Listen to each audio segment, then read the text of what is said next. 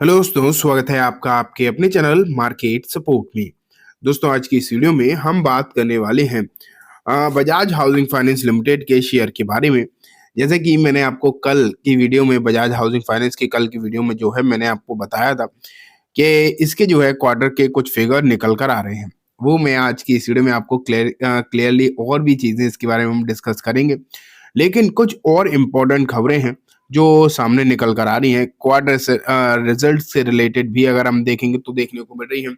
कुछ नए टारगेट भी इसके लिए कुछ अलग-अलग ब्रोकरेज फर्म की तरफ से निकल कर आए हैं, उसके बारे में भी हम जो है बात करेंगे।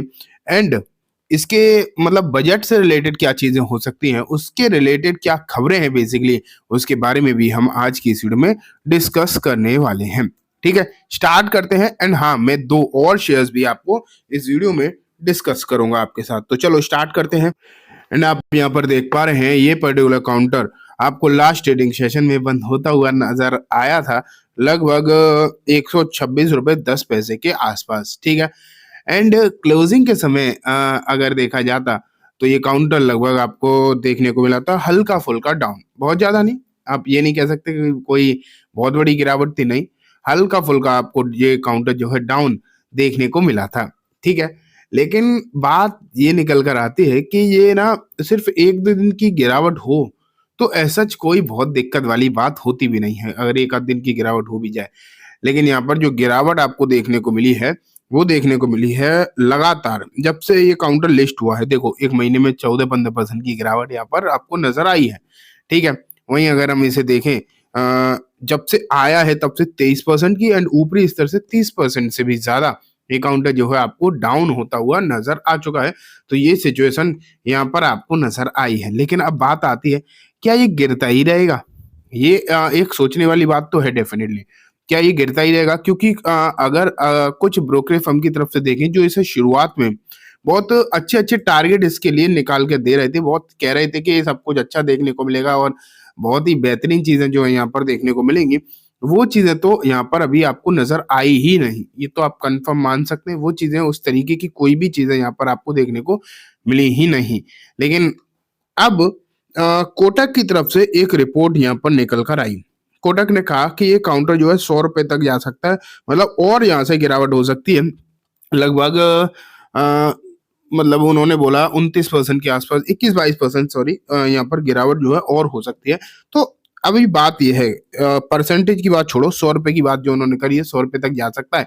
अगर ऐसा हुआ तो कहीं ना कहीं समस्या तो है, कहीं न कहीं समस्या तो है। और उन्होंने ऐसा क्यों कहा? ऐसा नहीं कि उन्होंने ये लगाया कोई बिज़नेस खराब है, नहीं, कोई बिज़नेस खराब नहीं, बिज़नेस वगैरह सब कुछ अच्छा लग रहा है, उन्हें वैल्यूएशन कम्फर्ट नहीं है।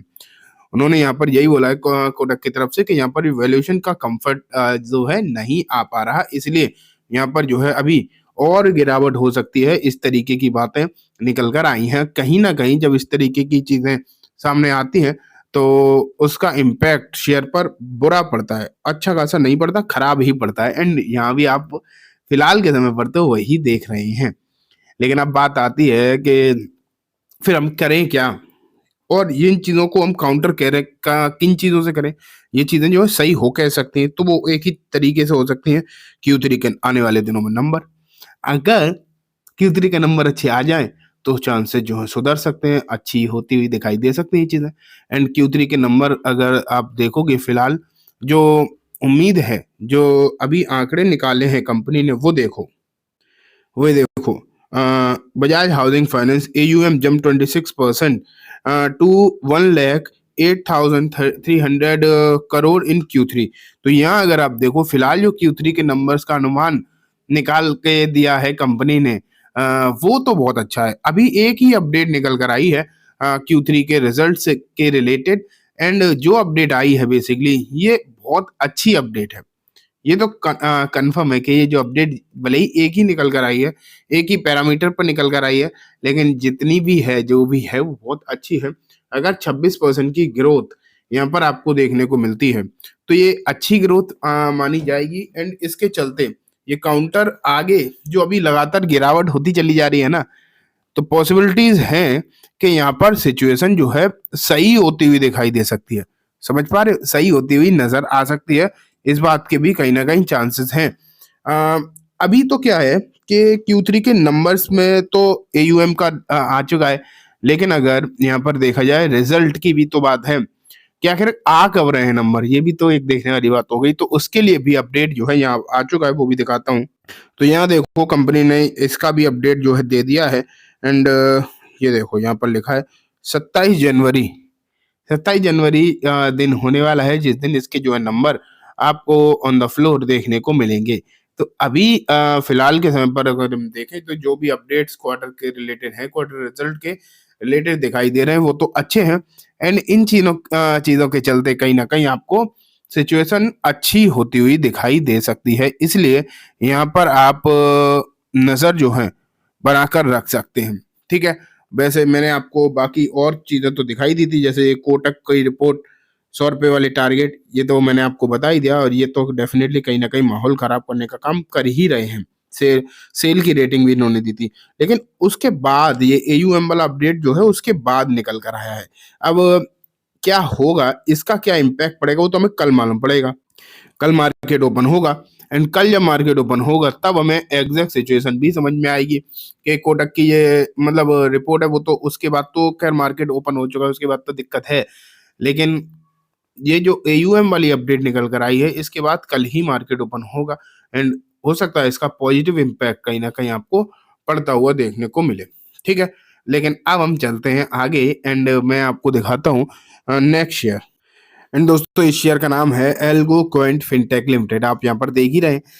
एंड यहाँ अगर हम हालात देखें इसके, तो 1 साल की जो रिटर्न आपको देखने को मिले हैं वो कितने हैं, 34%। 5 साल के लगभग कुछ ज्यादा ही रिटर्न नहीं हो गए, मतलब पढ़ने में भी 23,000% की रिटर्न, कुछ मतलब अनाप शनाप रिटर्न आप मान सकते हैं। 9 रुपए का शेयर था 5 साल पहले, अब 1400 का चल रहा है। खैर जो भी है, स्मॉल कैप कंपनी है अभी भी। एंड इसके अगर हम कॉर्पोरेट एक्शन में जाकर देखें कि क्या हालात हैं, तो आप यहाँ पर देख पा रहे हैं 1:2 का यहाँ पर जो है आपको बोनस देखने को मिलने वाला है। एंड इसकी जो रिकॉर्ड डेट है वो है दोस्तों 8 जनवरी 2025। ठीक है, तो ये बात हो गई कम्प्लीटली एक बोनस शेयर के बारे में। अब जो है मैं आपको नेक्स्ट या फिर मैं बोलूँ आगे लेकर चलता हूँ, अगला शेयर दिखाता हूँ। एंड इसका नाम है दोस्तों VTM लिमिटेड आपके सामने है। 179 के प्राइस है, 1 साल के रिटर्न है लगभग 161% के, एंड 5 साल के हैं 638% के। इसका डिविडेंड है 0.5 रुपये पर शेयर, जो कि 25% निकल कर आता है अपने फेस वैल्यू पर। ठीक है, तो दोस्तों ये कम्प्लीटली बात हो गई तीनों ही शेयर्स के बारे में। उम्मीद है आपको सब कुछ अच्छे से समझ भी आ गया होगा। अब मैं इस वीडियो को यहीं खत्म करूंगा। जाने से पहले बस एक बार बोलना चाहूंगा, वीडियो अच्छी लगी हो तो इसे लाइक करना, चैनल को भी जरूर सब्सक्राइब करना, जाते जाते बेल आइकन भी दबाना, जिससे कि जब भी मैं कोई नई वीडियो डालूं आपके पास नोटिफिकेशन सबसे पहले आ जाए। एंड दोस्तों ये वीडियो सिर्फ और सिर्फ एजुकेशन एंड इन्फॉर्मेशन पर्पज से है, तो इसे किसी भी तरीके की बाइंग सेलिंग की रिकमेंडेशन के तौर पर बिल्कुल भी ना देखें। Thank you.